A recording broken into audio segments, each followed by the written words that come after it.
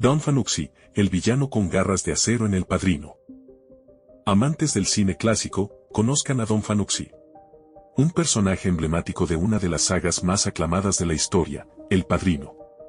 Esta obra maestra de Francis Ford Coppola nos transporta a las entrañas de la familia Corleone y su lucha por el poder en la Nueva York de los años 40.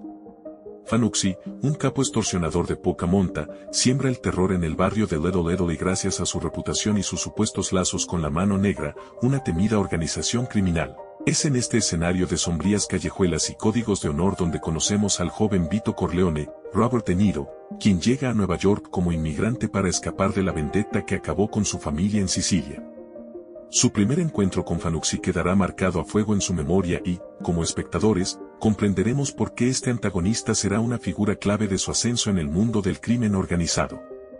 Fanucci se impone como el gran lobo feroz, exigiendo pagos a pequeños comerciantes bajo amenazas de incendiar sus negocios. Su vestimenta impoluta, su actitud altiva y esa falsa sensación de intocabilidad conforman una imagen que, si bien hoy resulta exagerada o incluso cómica, resultaba absolutamente aterradora en esa época. Gastone Moschin, el actor italiano que lo encarna, nos ofrece una interpretación soberbia. A través de sus gestos y su tono de voz arrogante, logra transmitir ese desdén por los inmigrantes italianos a los que ve como presa fácil. La escena del pago por protección se ha grabado en nuestra memoria cinematográfica colectiva. Vito, tras haber conseguido un empleo honesto en una tienda de comestibles, es despedido cuando el sobrino de Fanucci exige el puesto para sí mismo. Así, la semilla del resentimiento queda plantada, germinando en una decisión que tendrá profundas consecuencias para su futuro. Pero, ¿de dónde surge realmente el poder de Don Fanucci? A diferencia de los Corleone, quienes construyen su imperio mafioso sobre bases estratégicas, lealtades bien forjadas y una planificación meticulosa, Fanucci se apoya en el miedo y la ignorancia de sus víctimas.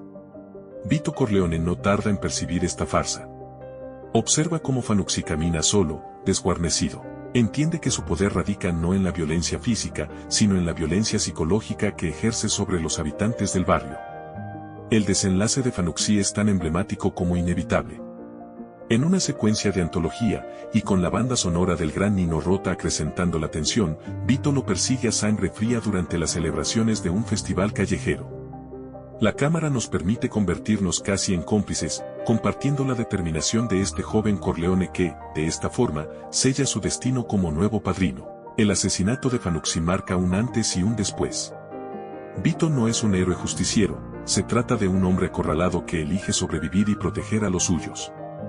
Es en este momento donde entendemos que sus motivaciones traspasan lo personal, la venganza por el trabajo perdido, y adquieren una dimensión comunitaria. Los vecinos de Little comienzan a verlo con otros ojos, a admirar su coraje. Don Fanucci, si bien no es el villano más complejo o poderoso presente en El Padrino, cumple una función narrativa fundamental. Nos introduce cruda y eficazmente a la realidad de la mafia italoamericana de la época, el juego de lealtades, las traiciones, la violencia latente, la lucha por el territorio y el respeto. ¿Quieres conocer más secretos de El Padrino? Suscríbete a nuestro canal y explora los entresijos de esta apasionante saga cinematográfica.